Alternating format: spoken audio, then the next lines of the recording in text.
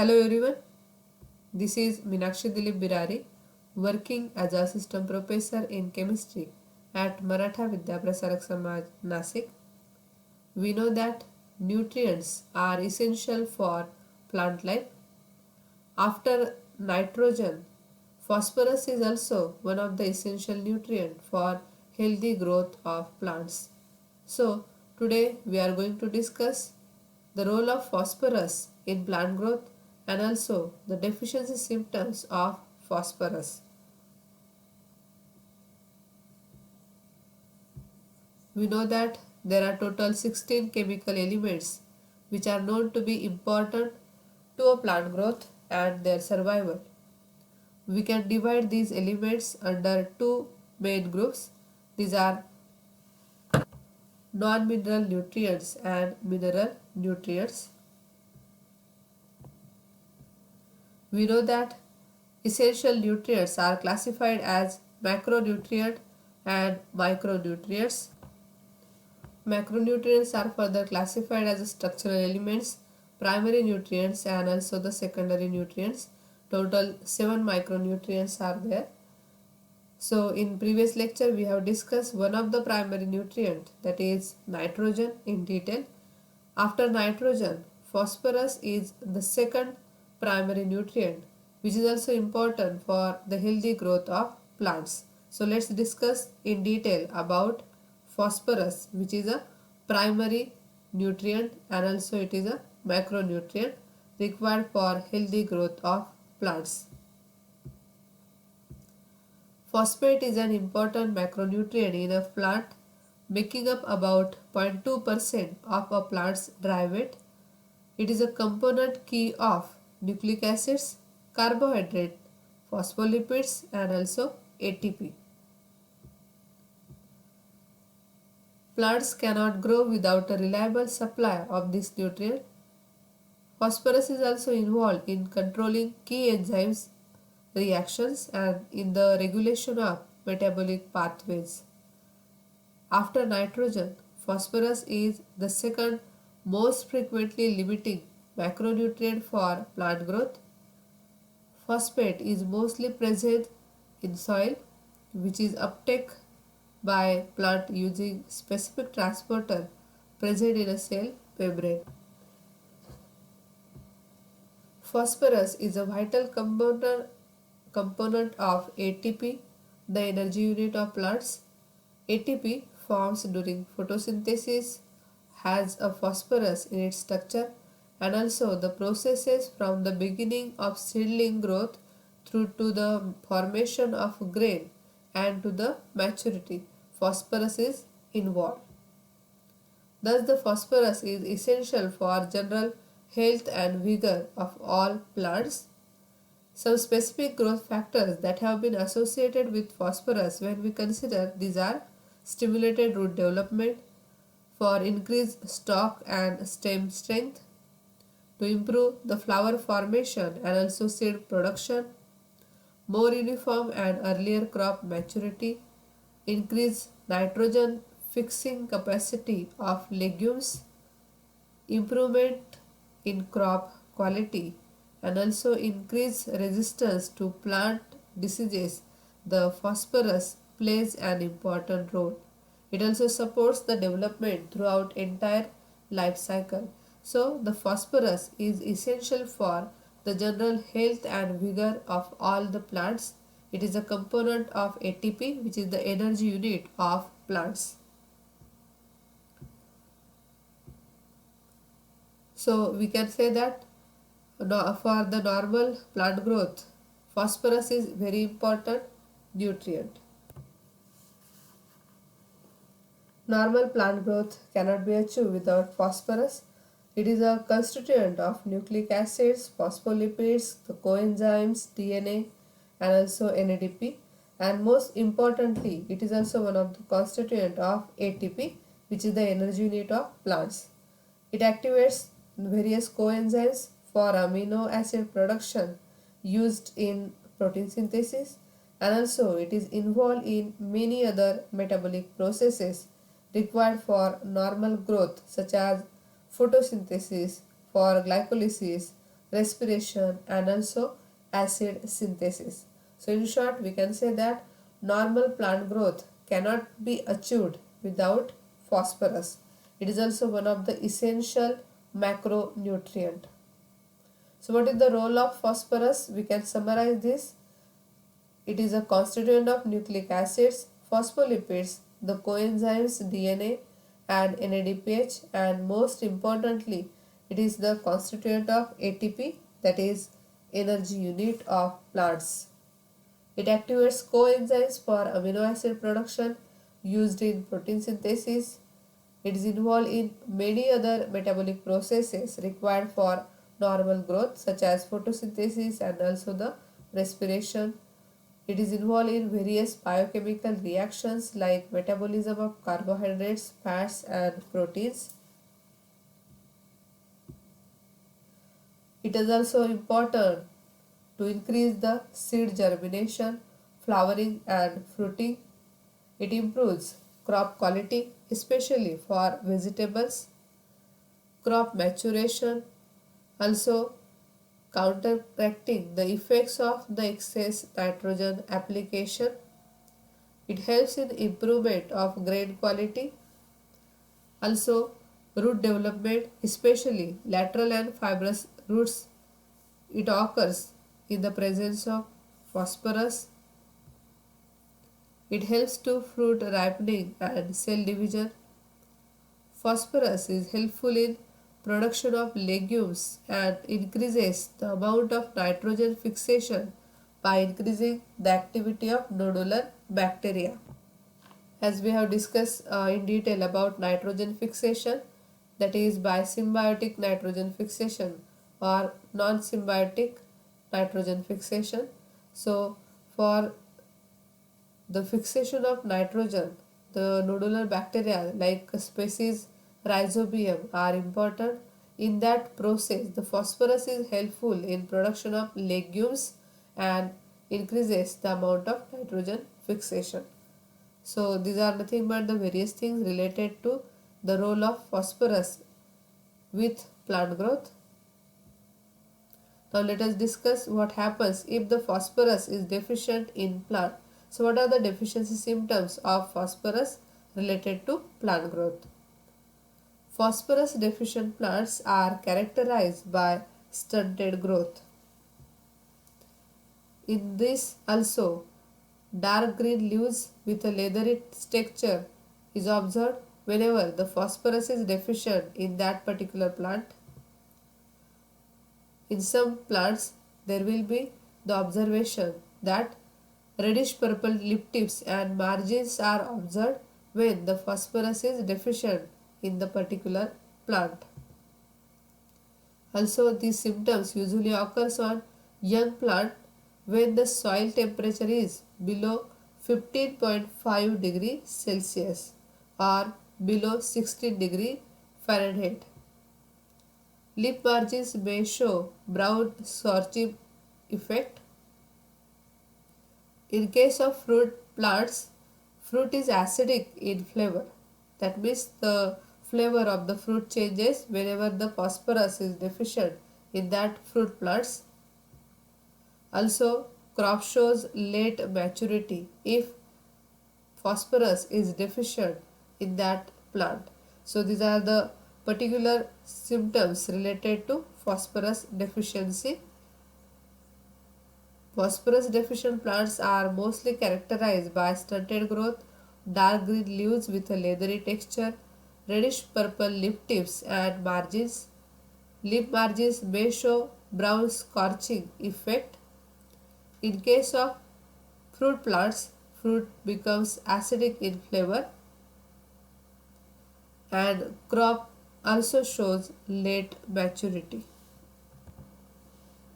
In this we can observe that the normal leaves having the green coloration, but in the phosphorus deficient leaf, here there is the formation of purple leaf tips, reddish purple leaf tips and also the margins due to the deficiency of phosphorus. So this one is the deficiency symptom related to phosphorus deficient plant, that is reddish purple leaf tips and margins, dark green leaves with leathery texture, and also the plant is characterized by stunted growth. So these are the other few examples related to phosphorus deficient plant. So this one is alpha alpha, and this one is normal, and this one is the P deficient alpha alpha. P deficient leaf is dark green and stunted. Then the second example, that is P deficiency, phosphorus deficiency in corn. The leaves becomes purplish and tips are also brown and necrotic. So these are the particular symptoms observed in alpha alpha and also in corn if the phosphorus is deficient. So these are again the symptoms of phosphorus whenever it is deficient. So in this phosphorus is deficient, so that plant, it shows the deficiency symptom. Again the leaf tips becomes reddish purple, dark green leaves and also having the leathery texture. These are the symptoms observed whenever the phosphorus is deficient.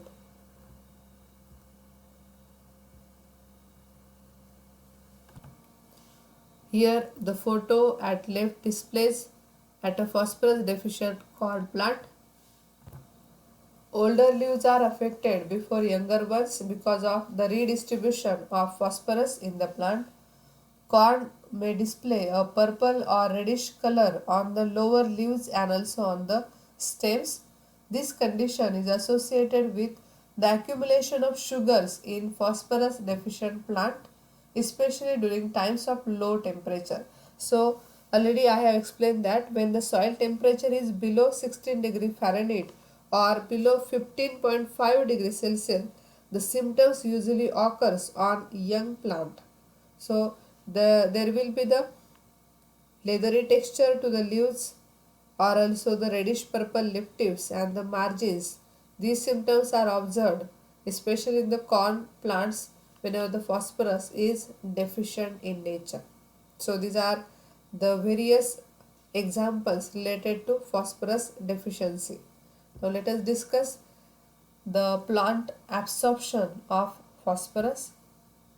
Plants absorb most of their phosphorus in the form of orthophosphate ion, that is H2PO4, which is dissolved in soil water or we can say in soil solution. It may also be absorbed in the HPO4 minus ion but in a smaller quantities. So when we observe here, the availability of phosphorus which is available for the plant, it is very less, and the unavailable form of phosphorus is maximum. So this form, it cannot be utilized by the plant. Available form of the phosphorus for the plants, it is less. So this one is the problem related to phosphorus.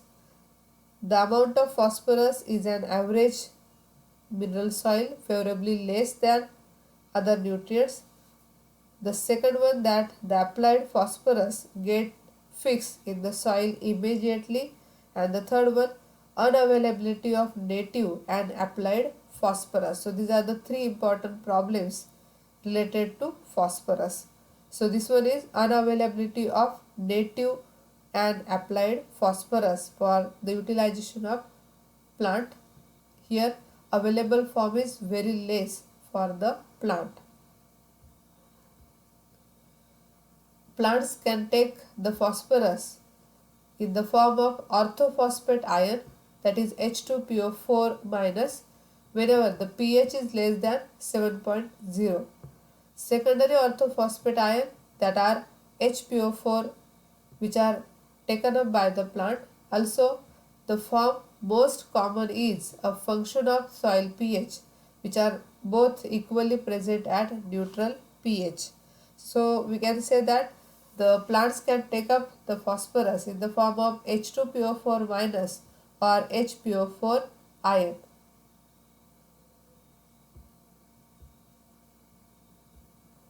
So phosphorus is available in two forms. One is inorganic and organic form, which occur in soil, and both are important to plants for their growth.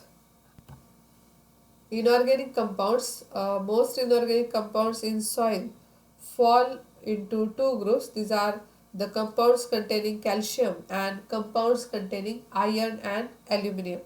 Secondly, that organic phosphorus compounds, which are classified into three main groups. These are 5-fene and 5-fene derivatives, then nucleic acids and phospholipids.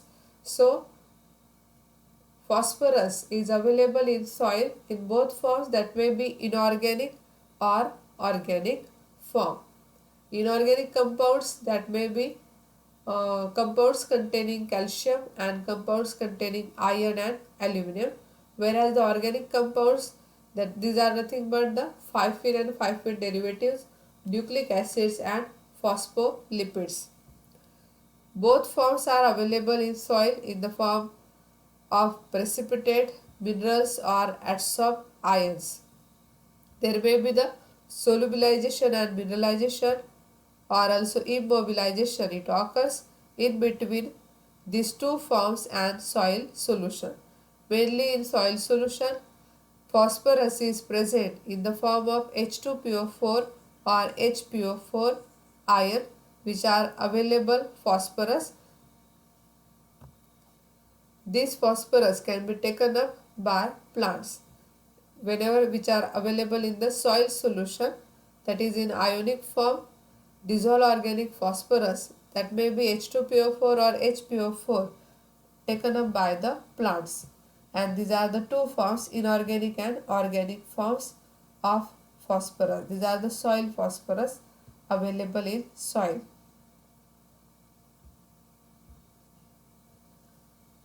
These are again the forms of phosphorus in soil. Mainly both inorganic and organic forms of phosphorus occur in soil, and both are important to the plants for their growth. Organic phosphorus, inorganic phosphorus. It includes inositol, nucleic acid and phospholipids, whereas inorganic phosphorus, that may be the calcium phosphorus or these ions which are present in the form of HPO4 minus or H2PO4 minus, or also the compounds with FeAl and other compounds, that are the phosphates of aluminum or phosphates of iron, like that. So we should remember the form of phosphorus in soil. If we consider the inorganic phosphorus, especially this inorganic phosphorus is insoluble or nearly insoluble phosphorus compounds. So these are present in acid soils. Free iron and free aluminum combines with phosphate, and there is the formation of insoluble form of phosphorus. That is, if we take this example, Al3 plus H2PO4 minus, which are soluble in soil solution, available in the soil water, so that there is the formation of H plus ions, and this complex, that is AlOH twice H2PO4, and it is insoluble in nature.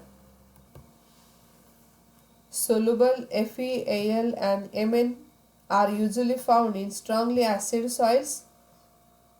Reaction, it occurs with H2PO4. It would immediately convert the phosphorus in insoluble compound, and also it is unavailable form, that will be H2PO4 minus reacts with this aluminum, and there is the formation of this hydroxy phosphate, which is insoluble in nature. So it becomes unavailable for the plant. The phosphorus is unavailable in this form for the plant. Then if we consider the alkaline soils, there is the free calcium and magnesium that can combine with phosphate. Then there is the formation of again calcium phosphate, which is also insoluble in nature. So this form is also unavailable for the plant growth. So this is nothing but the precipitation by Fe, Al and Mn ions. So the soluble form of phosphorus becomes insoluble in nature if the free Fe and free Al are present in that soil, particularly in acid soils. Fe, Al and Mn may be available, and that can combine with the phosphate to convert it into the insoluble or unavailable form for the plants. So this one is the hydroxy phosphate complex, which is unavailable for the plants. Then insoluble phosphate clay complexes, in that also the same reaction occurs. Here the Al3 plus reacts with this dissolved form of phosphorus, and then there is the formation of that hydroxy phosphate, that is a precipitated form, which is also unavailable form to the plants. So here also the precipitation occurs in the presence of aluminium. So reaction with H2PO4 minus would immediately occur with FeAl and Mn compounds, which are available in strongly acid soils, rendering the phosphorus insoluble compound and also unavailable FeAl and the H2PO4 minus ions probably results in the formation of hydroxy phosphates. These are nothing but the precipitated form. So if we consider here the soil pH, the reaction with clays, it occurs in between 5 to 7, and if the pH is less than 5, the fixation by Al and Fe it occurs, and also if the pH is more than 7, the fixation by calcium it may occur. So as the soil is acidic, alkaline or neutral, the fixation or the precipitation of the phosphate it may occur, and that can convert the dissolved form into precipitated form or available form into unavailable form. Now what is the key to phosphorus fertility? P does not move in the soil. Secondly, P does not change its form. So, what is the key to fertility? That is soil pH, microbial activity, withering, having crop residues, using manures and commercial fertilizers. We can increase the availability of phosphorus to the plant growth. Now what are the other forms of phosphorus? Soluble forms of P will form the compounds with calcium in alkaline soils, also form the compounds with iron in acid soils. These forms are also not available to the plants. As we have discussed, the phosphorus is an essential nutrient both as a part of several key plant structure compounds. It is also involved in the catalysis in the conversion of numerous key biochemical reactions in plants. Phosphorus is noted especially for its role in capturing and converting the sun's energy into useful plant compounds. Mainly it is involved in the process of photosynthesis. Phosphorus is a vital component of DNA and the genetic memory unit of all living things. It is also the component of RNA, the compound that reads the DNA genetic code to build protein and other compounds which are also essential for the plant structure, seed yield and genetic transfer. The structure of both DNA and RNA are linked together by phosphorus bonds. So these are the various fertilizers. To correct the deficiency of phosphorus, we can use the various fertilizers. These are ammonium phosphates, which are most commonly used phosphorus fertilizers. Ammonium orthophosphates, these are also nearly 100% water soluble. Other sources of phosphorus, we consider that monoammonium phosphate, diammonium phosphate, calcium phosphates are also there, which includes triple superphosphate, monocalcium phosphate, ordinary superphosphate, monocalcium phosphate, and also the gypsum, which are having the high water solubility. If we consider here this ratio, that is 16:20:0 or 10:52:0, so that is nothing but related to NPK, that is nitrogen, phosphorus and potassium, which are the essential primary nutrients. So this value is related to the nitrogen, the second one that is for phosphorus, and third one for the potassium.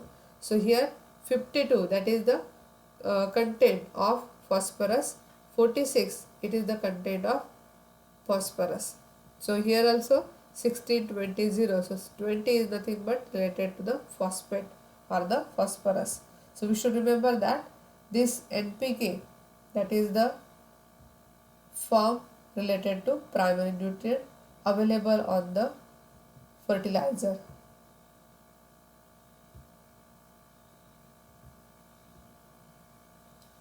Then phosphate rock or the fluoroapatite is also one of the fertilizer. Fluoroapatite is insoluble but more soluble in acid soil. Fluoroapatite, that is CaPO4 twice, thrice CaF2, which are most insoluble form and consequently unavailable for the plant growth. Whereas this monocalcium phosphate and dicalcium phosphates are soluble and also readily available for plant growth. However, these compounds are present in extremely small quantities only. So these are the various fertilizers used to correct the deficiency of phosphorus. Now, what are the factors controlling the availability of phosphorus? The availability of inorganic phosphorus is largely determined by the following factors. These are soil pH, soluble iron, aluminum, manganese, presence of FeAl, Mn containing minerals, available calcium and calcium containing minerals, and also the amount and decomposition of organic matter. So already we have discussed that the availability of phosphorus is determined by the soil pH of soil solution in which the phosphate ions are found. In high acid soil solutions, only H2PO4 minus ions are present. If the pH is increased, first the HPO4 2 minus ions and finally PO4 3 minus ions dominates. Then the second factor, that is soluble iron, aluminum and manganese, which are usually found in strongly acid soils, and the reaction with H2PO4 would immediately occur so that it renders the phosphorus insoluble compound and also unavailable Fe and Al and H2PO4 minus ions result in the formation of hydroxy phosphates. So that is called as precipitation by Fe, Al and Mn. Then the third one, also the same, presence of Fe, Al and Mn containing minerals. It converts the soluble form of phosphorus into insoluble form, that is the hydroxy phosphate of aluminum, hydroxy phosphate of iron, like that. Then the fixation by hydrous oxide, it also occurs if the H2PO4 minus ions reacts not only with soluble Fe and Al but also with insoluble hydrous oxide of these elements such as limonite or geothite, like that. So by means of these reactions there may be the formation of basic phosphate minerals, that is hydroxy phosphates, it can occur. Also the fixation by silicate clay, it occurs, and the silicate clays are also available in moderately acid condition soils such as in kaolinite or also in illite. So these are the various factors controlling the availability of phosphorus.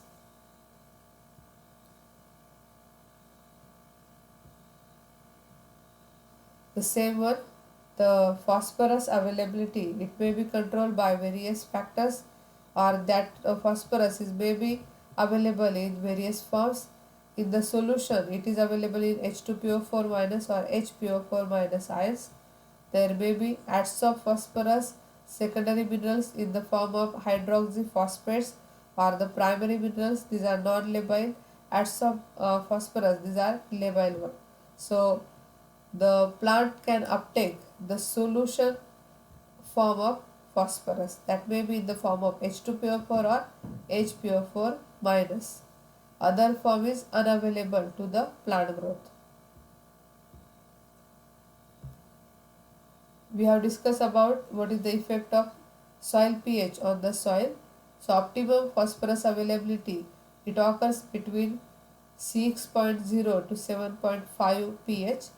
Also acid soils, especially if the pH is less than 6, lime to bring pH up, or also we can increase the pH by changing the conditions of soil. If we add the lime, the pH will also increase. Then the alkaline soils, too costly to acidify. So as the soil pH changes, then the availability of phosphorus is also different. Phosphorus retention. So there are also various factors related to retention of phosphorus. These are type of clay, soil reactions, temperature, organic matter, time of reaction, and also phosphorus status. So these factors are related to the retention of phosphorus. If we consider the clay minerals, the main seat of P fixation in soils rest on the clay fraction. If the surface area exposed with a given type of the clay is greater, then there will be the greater tendency to retain phosphorus.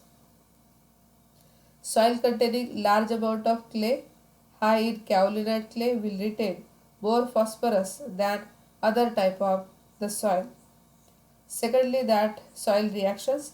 In most soils, P availability is at a maximum in the pH range 5.5 to 7.0. Temperature. Soil of the warmer climate are generally much greater fixers of phosphorus. Then type of clay. Phosphorus is retained to a greater extent by 1:1 than 2:1 clays. Soils having the higher kaolinite content will fix larger quantities of added phosphorus. Hydrous metal oxides of iron and aluminum. In soils with significant amount of iron and aluminum oxide, the phosphorus fixing capacity is also larger.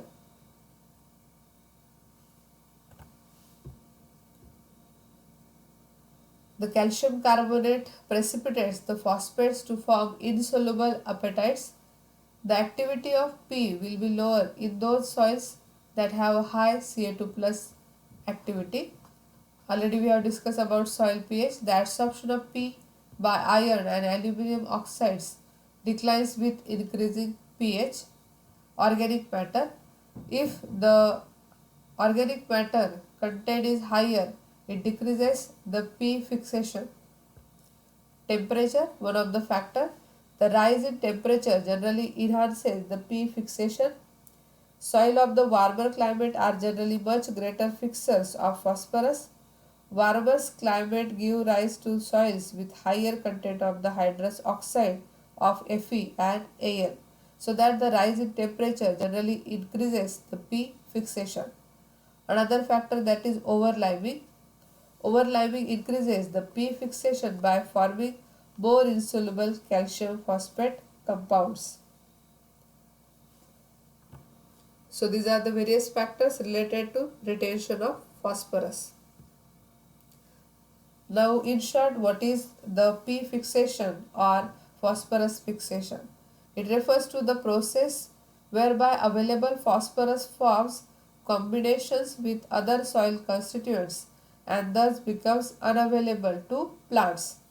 So that is called as the fixation of phosphorus. So if there is the presence of FeAl or Mn compounds, the soluble form of phosphorus may be converted into insoluble form of phosphorus, that is the unavailable form of phosphorus, by forming hydroxyphosphate compounds, so which are insoluble in insoluble form. So after P is added, plant roots can take it up from the soil solution. With time, soil fixes the phosphorus and reduces it in the soil solution, and P is fixed by soil and little is available for plant uptake.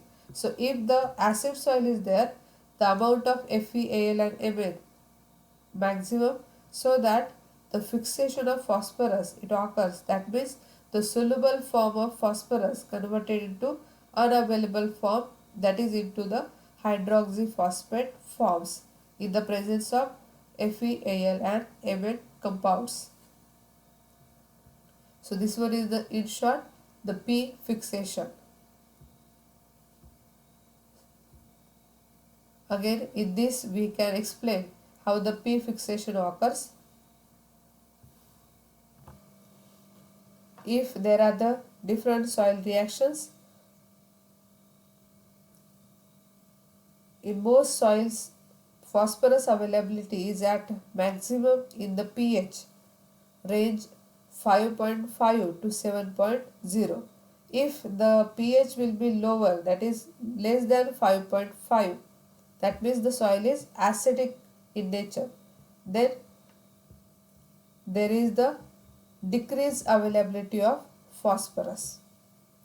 And if the pH is more than 7, higher than 7, the availability of phosphorus again decreases. That means the pH is more than 7, the soil reaction is alkaline or basic in nature, so that in both cases, in short, if the pH value is lower than 5.5 and higher than 7.0, decreases the availability of phosphorus. That means the clay particle and the soil reactions, which are also important for the fixation of phosphorus. Soil containing large amount of clay high in kaolinite clay will retain more phosphorus than other type of soil, and if the soil reactions which are acidic or basic, it decreases the availability of phosphorus. Here also in acid soils, the aluminum or Fe compounds are maximum. It converts the soluble form of phosphorus into insoluble form. These are nothing but hydroxyphosphate. This one is the hydroxyphosphate of aluminum. It is unavailable insoluble form. Here the soil is acid basic in nature. Again, that phosphate combines with the calcium and formation of calcium hydrogen phosphate. So again, the phosphate is unavailable for the plant growth. So in both cases, the availability of phosphate decreases, and that process it is nothing but called as a P fixation. So we have studied in detail the P fixation. So what is the mechanism? Here the precipitation reaction occur between P and other ions in soil solution to form hydroxyphosphate. So first one, that is hydroxyphosphate of aluminum. This one is the calcium HPO4 2 minus, formation of insoluble form, and here these arrows are represented that the precipitate is formed. So the precipitation occurs, that is the fixation take place. Then the adsorption reaction between soluble phosphorus and insoluble soil compounds also give the formation of insoluble compounds which are unavailable to the plant growth. Already we have studied that P availability is at maximum in the pH range 5.5 to 7.0.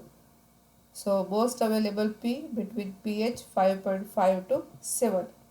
lower pH value than 5.5 and higher than 7.0 decreases the availability of phosphorus. So in this graphical representation we can explain the P fixation considering the soil pH. So most available P between pH 5.5 to 7. So in this lecture we have discussed in detail about the primary nutrient phosphorus, which is essential primary nutrient for healthy growth of plant, its role related to plant growth, and also the deficiency symptoms of plant growth. Phosphorus is an important plant micronutrient. It is a component of key molecules such as nucleic acids, phospholipids, and also ATP. It is involved in different reactions, also in the regulation of metabolic pathways. After nitrogen, phosphorus is the second most frequently limiting macronutrient for plant growth. So in next lecture, we will discuss the another macronutrient, that is potassium, in detail, its role and also the deficiency symptoms of potassium related to plant growth. I hope you understand these two macronutrients. These are nitrogen and phosphorus. So let's discuss the another macronutrient in next lecture.